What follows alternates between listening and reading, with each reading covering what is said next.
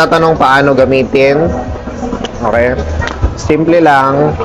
Shampoo, after shampoo, conditioner, towel dry. Lagay mo sa kamay, gaano kadami, depende. So, approximate ganyan, sa ganito kahaba.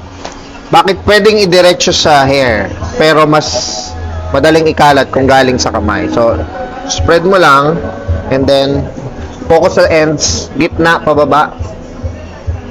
Yan. And then, may konting matitira, pwede mong i-glide siya sa ibabaw.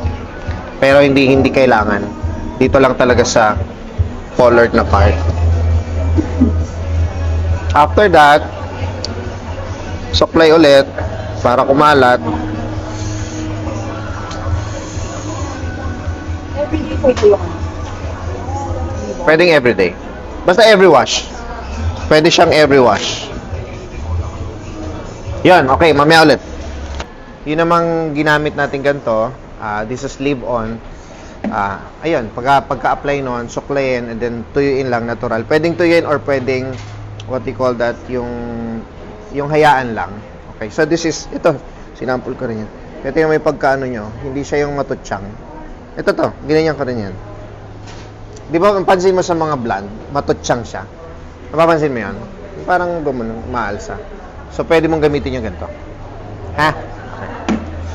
Yun lang. Okay. Thank you. Ayos na.